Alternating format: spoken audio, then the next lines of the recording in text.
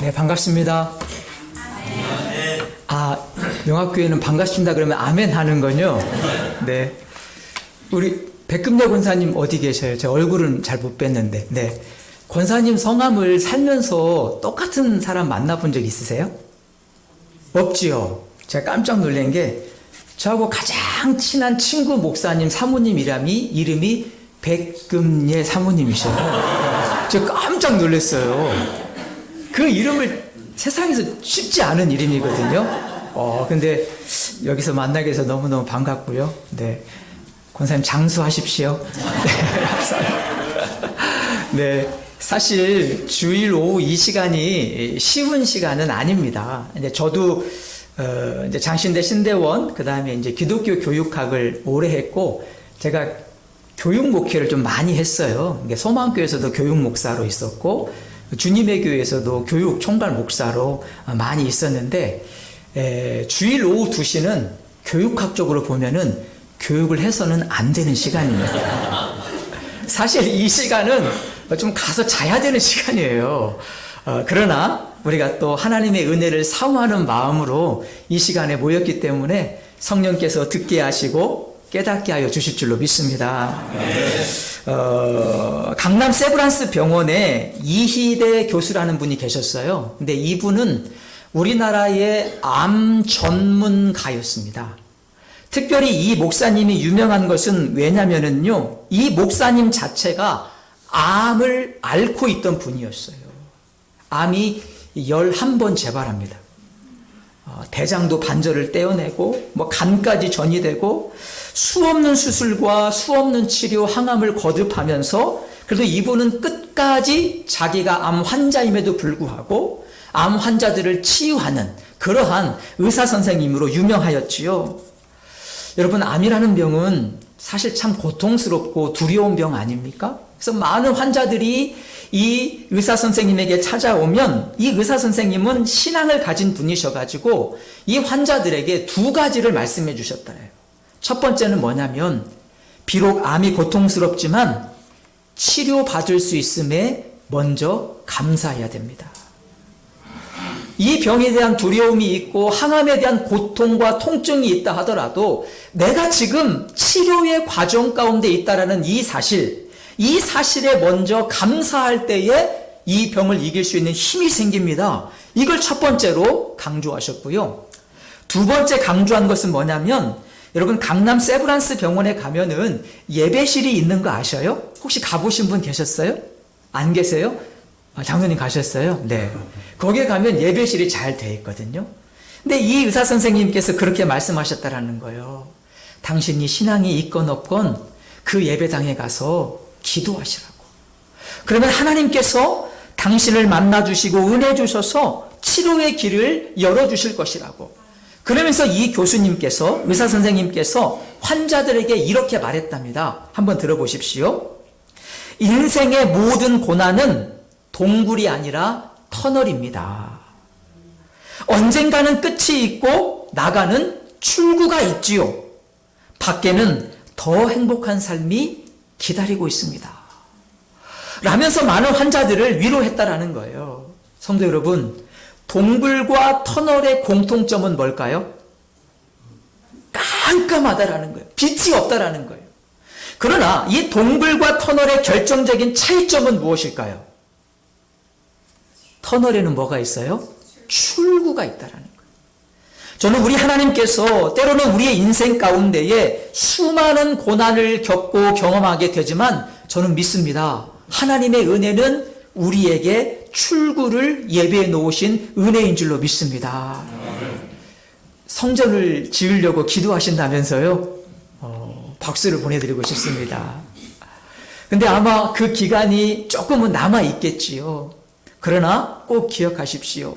우리 명학교회는 지금 동굴 안에 들어가 있는 것이 아니라 터널 안에 들어가 있는 거예요.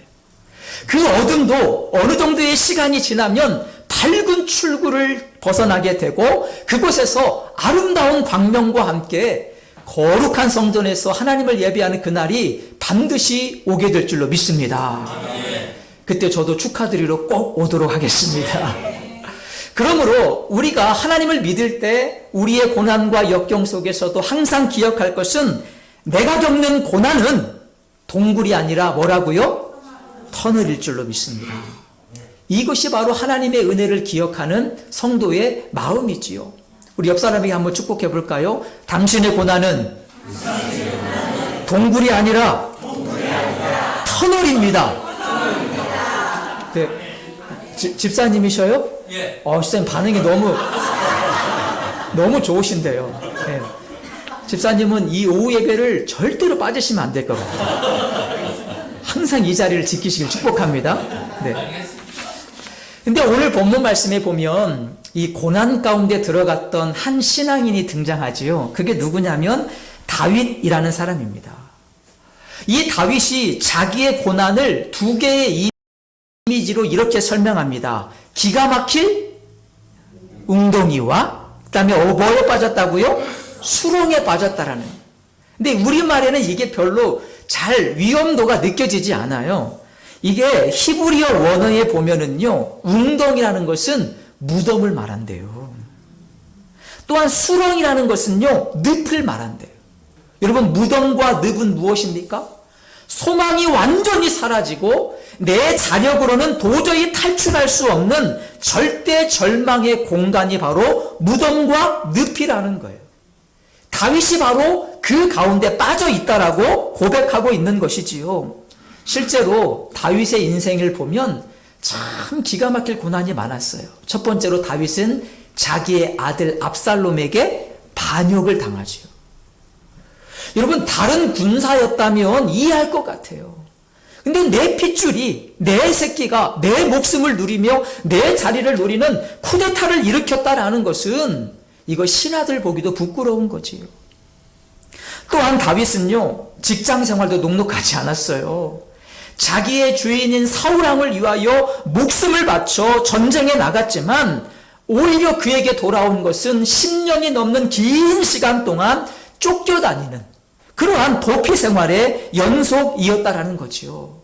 그런데 그 고난을 다 통과했던 다윗이 하나님의 은혜를 뭐라고 말해요? 기가 막힐 웅덩이와 수렁에서 나를 건져주셨다라는 거예요. 그리고 나를 반석 위로 걷게 하셨다. 이게 바로 하나님의 은혜라는 것이지요.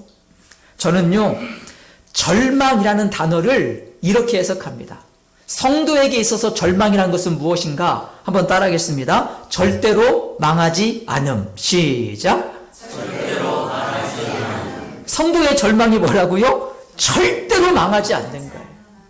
자, 그러면 이건 맞춰보세요. 희망은 뭘까요? 한번 맞춰보셔요. 예? 희망은 희한하게 망하지 않아. 이 얼핏 보면은 망해야 될 것 같은데 희한하게 망하지 않아요. 저는 그게 바로 하나님의 은혜라고 믿습니다. 우리가 잘 아는 대로 다윗은 미친 척하기도 하고 이방 나라에 끌려가기도 하고 여러 가지 좋지 않은 모습을 다 겪어요. 그러나 그 모든 상황 속에서도 다윗은 절대로 망하지 아니하였고 희한하게도 망하지 아니하였지요. 이게 바로 우리가 누리는, 성도가 누리는 신묘막측한 은혜라는 것입니다.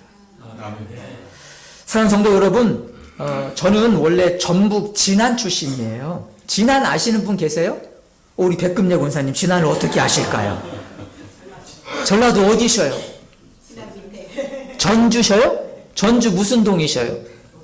노송동. 제가 신흥고등학교 출신입니다. 제가 전북 완주군 소양면 송광사라고 아세요? 거기 저희 집이 있어요. 네. 교회는 어느 교회 다니셨어요? 어디 대흥교회? 대흥교회 다니셨다고요? 거기 오래 살았어요. 제가 대흥교회 출신인데. 어디 사셨어요, 권사님? 거기서 좀 살다가 네. 나와서 노송동에서 살고 이쪽에 살았어요. 어쩐지 오늘 느낌이.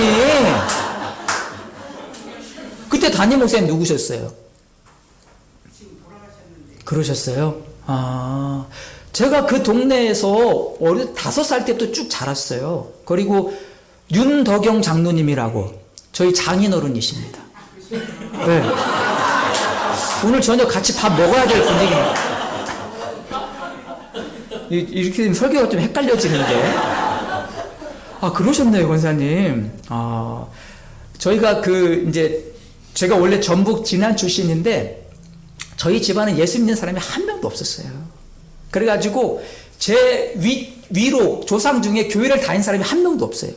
근데 저희 부모님이 전북 진안에 살다가 먹고 살 것이 아무것도 없었어요. 정말로 먹고 살 것이 없어가지고 우리 백금예 권사님이 잠깐 사셨던 이 전북 완주군 소양면 그 대흥교회 그 인근으로 이사를 가셔서 거기서부터 이제 일을 하기 시작하셨는데 거기가 뭘로 유명하냐면 민속 장판지로 유명해요. 여러분 옛날에 그 보일러 자국 나는 기름종이 아세요?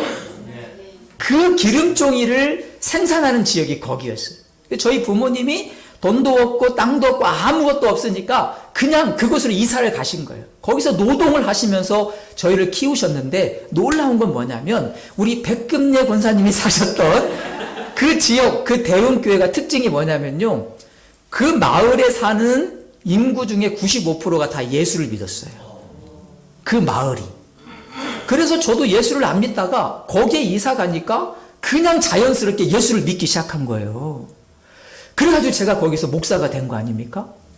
우리 백금예 권사님이 나오신 대흥교회가 얼마나 큰 좋은 교회냐면 거기가 네 땅이 작은 교회예요. 그런데 거기서 목사가 16명이 나왔어요. 그 시골 교회에서. 제 바로 윗기수도 목사고 제 바로 아래 기수는 2명이 목사예요. 놀랍죠. 그러니까 저는 제가 전북 진안에서 먹고 살 것이 아무것도 없고 저희 부모님이 너무너무 가난해서 저희 집안을 그쪽으로 이사하게 하셨는데 거기서 예수를 믿게 하고 우리 가족 모두가 다 구원받게 된 거예요. 저는 이것을 신묘막직한 하나님의 은혜라고 고백합니다. 우리가 이 땅을 살아갈 때 꼭 기억할 것은 무엇이냐면 기가 막힐 웅덩이와 수렁, 무덤과 늪처럼 우리의 모든 소망이 사라진 그 순간에서도 하나님의 신묘막직한 은혜는 멈추지 않는다라는 거죠. 보세요. 요셉이 형들에게 죽을 위기를 닥고 그 다음에 웅덩이에 던져지고 노예로 팔려가고 누명을 쓰고 감옥에 가지요. 그러나 하나님께서는 그 기가 막힐 웅덩이에서 하나님의 신묘막직하신 은혜로 그를 애굽에 뭘로 세워요? 총리로 세워요. 가만히 돌아보면 그 히브리의 작은 꼬마 녀석이 애굽 바로 왕에게 설 수 있는 방법은 하나도 없습니다. 그런데 하나님께서는 이 요셉의 고난을 통하여 이 요셉을 애굽의 총리 앞에 당당하게 세우시지요. 저는 이것을 하나님의 은혜라고 믿습니다. 자, 그러면 우리가 이런 은혜를 누리려면 어떻게 해야 될까? 이런 은혜가 남의 이야기가 아니라 내 이야기가 되려면 어떻게 해야 될까? 제가 예전에 재미나게 본 책 중에 스티브 도나유가 사막을 건너는 6가지 방법이라는 책을 썼어요. 우리가 자동차를 타고 사막을 여행하는데 뭐 방향을 모른다든지 지도를 잃어버렸다든지 그래서 이제 표류하고 있을 때에 그 사막을 탈출하기 있어서 가장 중요한 게 뭐냐면은요. 첫 번째로는 엑셀을 너무 빨리 밟으면 안 된대요. 그리고 자동차의 바람을 조금 빼야 된대요. 그래서 이 바퀴가 접지면을 더 넓히고 그래서 낮은 속도이지만 이 사막을 일정한 속도로 유지하면서 탈출해야지 탈출이 가능하다라는 거죠. 우리도 마찬가지입니다. 결국 고난 가운데 환난 가운데 그것을 통과하는 은혜는 바람을 먼저 빼야 돼요. 바람을. 이게 무엇일까요? 우리의 힘을 빼는 거예요. 그리고 뭘 붙잡는 거예요? 기도를 붙잡는 거예요. 제가 좋아하는 말 중에 그런 말이 있어요. 성도는 무엇을 하려고 2팔을 걷어붙일 때보다 2팔을 모아 하나님께 기도할 때 더욱더 강력해진다. 맞는 말이죠. 교회에서도 무슨 일 하려면 막 2팔을 걷어붙여야 돼요. 그리고 막 사람들 다 모아가지고 일해야 돼요. 그것도 중요하지만 2팔을 걷어붙이는 것보다 2팔을 모아 하나님 앞에 기도하는 것이 우리에게 더 중요하다라는 것을 잊지 마시기를 바랍니다. 저도요, 담임 목사 한 지 이제 한 10년 됐거든요. 제가 아마 이 목사님하고 동갑일걸요, 목사님? 아닌가요? 목사님 몇 년생이셔요? 아, 제가 한 살 형이군요. 네. 저는 73년생 소띠인데, 담임 목회를 한 10년 해보니까, 처음에는 일 잘하는 사람들이 좋았어요. 왜냐하면, 뭔가 일을 하고 싶고, 그 다음에 하려면 사람이 필요하니까, 일할 수 있는 사람들을 보내달라고 제가 하나님께 많이 기도했어요. 근데 나중에 보니까, 일하는 것보다 더 중요한 게 뭐예요? 기도하는 거예요. 저는 동문교회 와가지고 제가 한 게 별로 없거든요. 쉽게 말하면 바꾼 게 별로 없어요. 근데 두 가지 정도는 제가 좀 강조해서 시작한 게 있는데, 이제 그 중에 하나가 금요기도예요. 저희 교회는 뭐 이렇게 많이 큰 교회는 아니지만 금요기도회가 조금 그래도 잘 돼요. 저희가 코로나 전에는 한 170명 정도가 모여서 예배드리고, 지금도 한 120, 30명 정도가 모여서 금요기도회 때 뜨겁게 기도하고 예배를 해요. 그런데 다른 것보다도 제가 가장 교회에서 중요한 게 뭔가 봤더니 너무 쉬운 대답 같지요? 근데 기도하는 거예요. 기도하는 사람이 있으면 하나님께서 문제도 미리 막아주십니다. 기도하는 사람이 있으면 하나님께서 답을 우리 가운데 보여주시는 거예요. 열정만 있는 사람은 성과도 내지만 뭘 또 같이 내요? 부작용을 같이 내요. 이건 분명하더라고요. 그러나 기도하는 사람은 때로는 성과가 좀 적은 것 같아도 길게 보면 더 큰 역사는 기도하는 사람을 통해서 우리 가운데 나타난다라는 것을 우리가 잊지 말아야 되죠.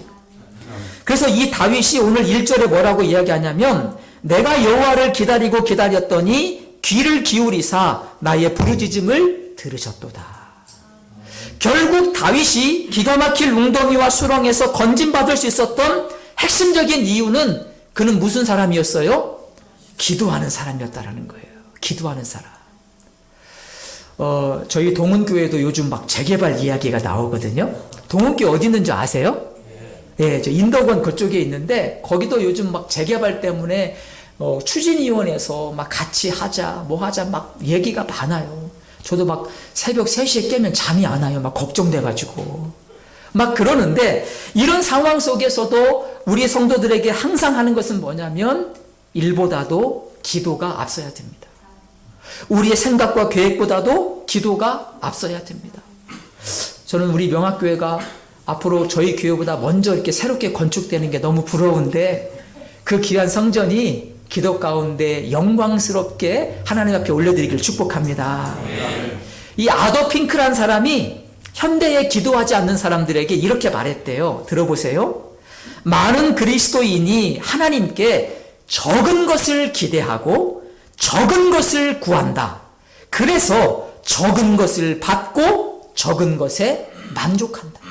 저도 좀 찔려요. 오늘날의 많은 성도들이 하나님께 기대가 없어요. 그러니까 기도를 하지 않아요. 작은 것 기도하고 작은 것에 만족하는 기도 생활을 하고 있다라는 거죠. 그러나 이제는 우리가 다시 한번 하나님 앞에 기도해야 될 줄로 믿습니다. 기도가 우리에게 은혜의 응답으로 오게 될 줄로 믿습니다.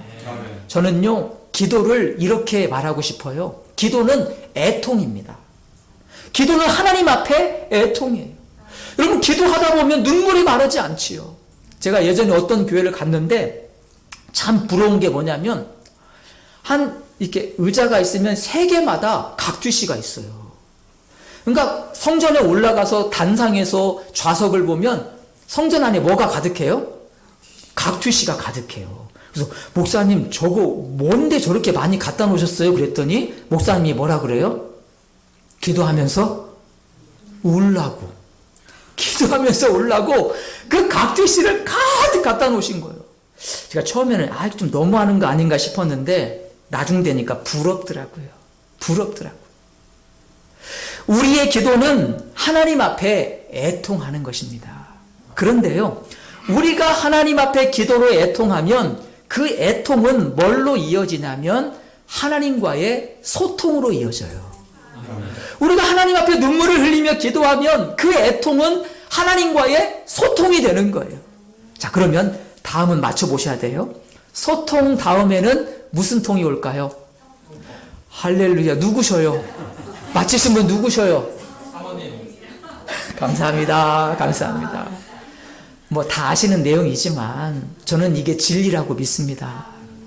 우리가 하나님 앞에 애통하잖아요. 그럼 하나님께서 우리의 기도를 들어주셔요. 오늘 본문에도 보면은 하나님께서 나의 부르짖음을 들으셨도다 이런 표현이 나오는데, 이 들으셨다라는 표현이 어떤 표현이냐면 원어를 따져보면 그런 거래요. 몸을 굽혀서 그 상대방의 이야기를 귀 기울여 들어주는 거예요. 마치 그런 거지요.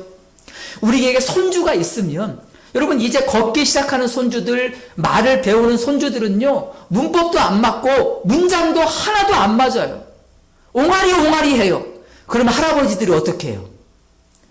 고개를 숙이고 몸을 숙여서 그 이야기를 듣지요. 근데 놀라운 건 뭐냐면 문법도 안 맞고 문장도 안 봤는데 할아버지는 그 뜻을 알아요, 몰라요?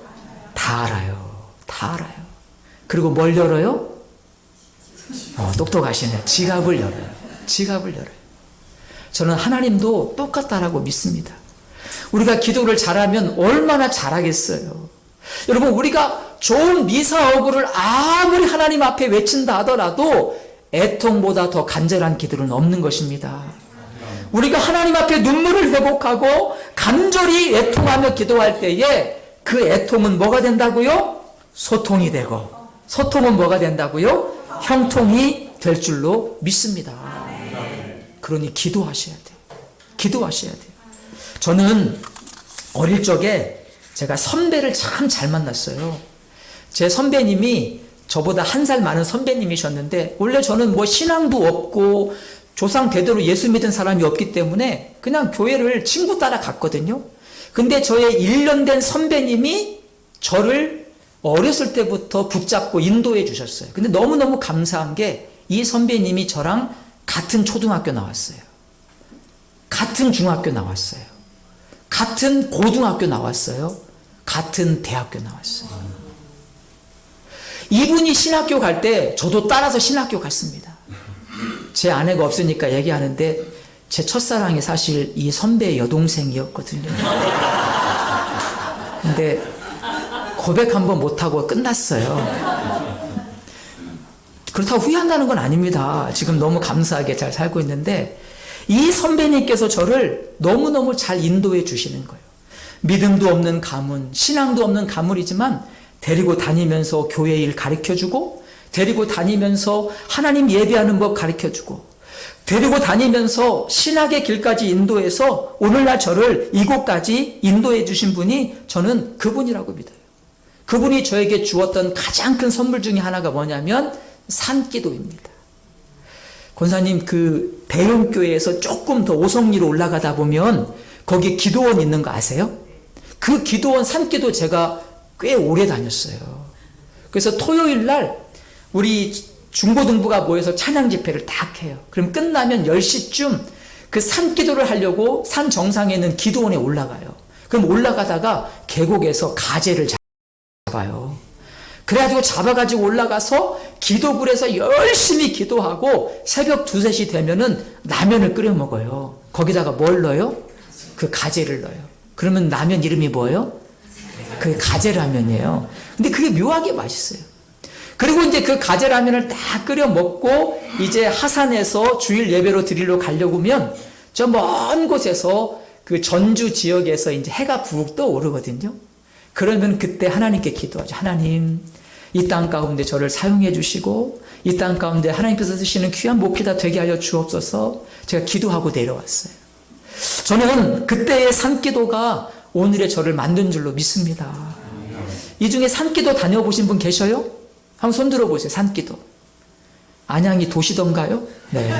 우리 권사님들 산기도 어디로 다니셨어요, 권사님? 안양이요. 안양 어디로? 갈멜산? 아니요. 저 개발 전에 예. 저기 진달래 동산 있었거든요. 진달래 동산에? 네. 나무 붙잡고 소나무, 뽑히지 않는 소나무. 예. 부흥 강사님이 소나무 뽑았다라는 건 다 거짓말이에요. 소나무는 절대 안 뽑혀요. 저도 뽑으려고 애써봤지만 안 뽑혀요. 우리 권사님은 어느 산에서 기도하셨어요? 십자가이라고 해서 아, 그쪽에 가셔서 이천으로 다니고 여러 군데 다니세요. 그러셨죠. 여러분, 산기도 가면요, 일단은 무서워요. 산기도 쉽지 않습니다. 저도 예전에 산기도 가보면 막 사탄이 이상한 형상으로 나타나가지고 유혹하고 막 그런 경우도 있거든요. 그러나 산기도는 오직 하나님만을 바라보는 기도지요.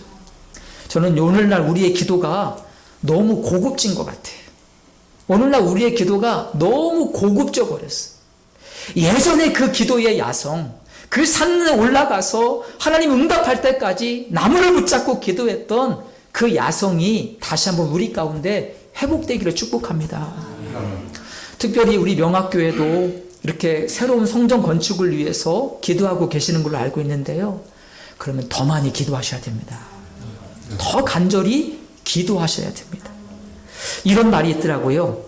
가장 큰 죄는 기도하지 않는 죄입니다. 가장 큰 선물은 기도해주는 선물입니다. 가장 큰 포기는 기도를 포기하는 것입니다.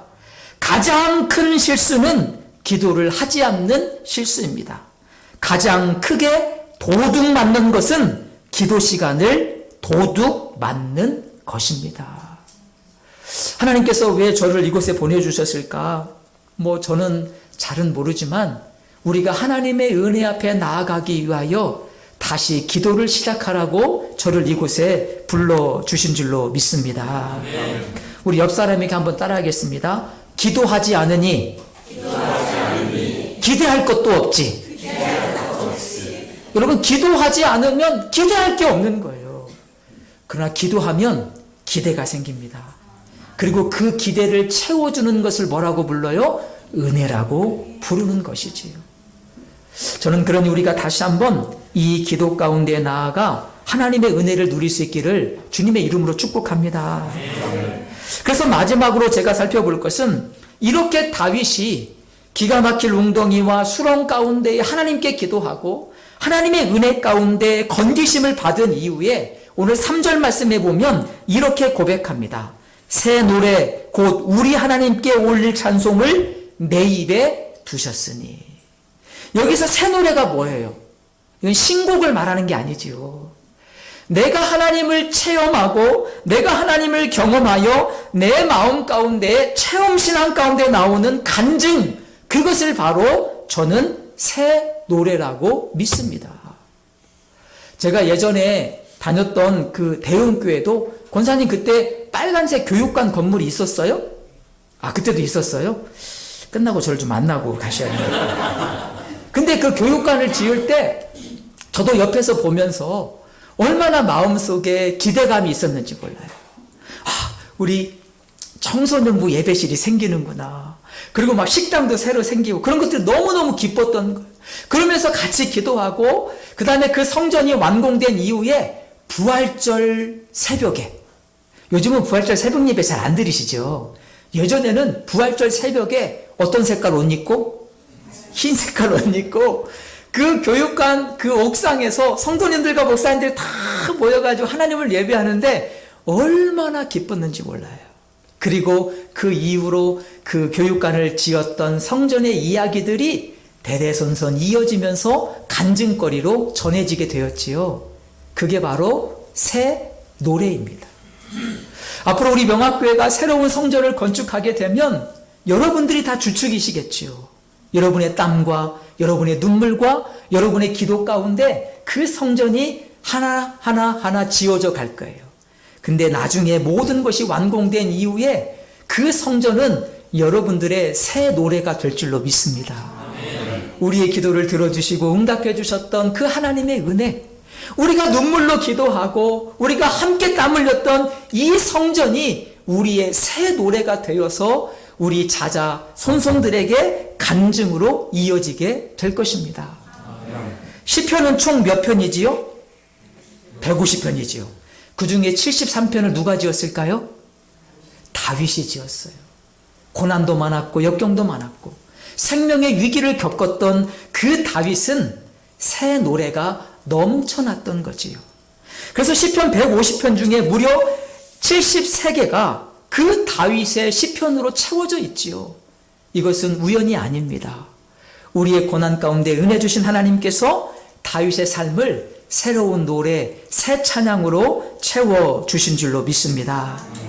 대표적으로 세 개만 살펴보면 시편 3편은 압살롬의 반란을 피해가면서 다윗이 불렀던 새 노래였고요. 시편 18편은 사울의 손에서 건짐받은 다윗이 불렀던 새 노래였어요. 시편 34편은 다윗이 아비멜렉 앞에서 미친 채 하면서 하나님 앞에 올려드렸던 그 찬양을 기록하고 있지요. 진짜 신앙의 부자는 누구일까요? 직분이 아닙니다. 진짜 신앙의 부자는 내 안에 새 노래가 얼마나 많이 있느냐라는 것을 기억할 수 있기를 바랍니다. 찬송가 중에 그런 찬송가 있죠. 하늘을 두루마리 삼고 바다를 먹물 삼아도 한없는 하나님의 사랑 다 기록할 수 없겠네. 하나님의 크신 사랑 그 어찌 닿았을까. 저 하늘 높이 쌓아도 채우지 못하리. 하나님 크신 사랑은 증량 다 못하네. 영원히 변치 않는 사랑 성도여 찬양하세. 우리 반주 다 절대 음감이세요? 아니면 제가 음을 잘 잡은 건가요? 감사합니다. 저는 이 찬양이 앞으로 우리 명학교회와 명학교회 모든 건축위에 마음속에 간증되기를 축복합니다. 말씀을 마치겠습니다. 기가 막힐 웅덩이와 수렁은 무덤과 늪을 의미해요. 나는 도저히 빠져나갈 수 없는 절대 절망의 순간을 의미하지요. 여러분, 그런데도 하나님의 신묘막직하신 은혜는 여전히 우리와 함께하고 있다는 것을 잊지 않기를 축복합니다. 그 은혜에 나아가기 위해서 뭐 해야 된다고요? 기도하셔야 됩니다. 애통은 소통으로, 소통은 형통으로 이어지는 것이지요. 이 영적인 비결과 신비를 꼭 기억하시고 우리의 가정과 우리의 예배, 우리의 좋은 성전들이 기도 가운데 형통함으로 잘 건축되기를 축복합니다. 그리고 우리 가운데에 이 모든 고난과 역경이 새 노래가 되기를 축복합니다. 아마 나중에 성전 잘 건축되면 이 가운데 뻐기 입고 다니실 분 많을 거예요. 우리가 막 어땠다. 저는 그걸 새 노래라고 믿습니다. 우리가 하나님 앞에 부끄럽지 않은 기도자로, 부끄럽지 않은 헌신자로 이 교회와 가정을 잘 섬기셔서 새 노래로 우리의 후손들에게 이 찬양을 남길 수 있는 저와 여러분 되기를 주님의 이름으로 축원합니다. 기도하겠습니다.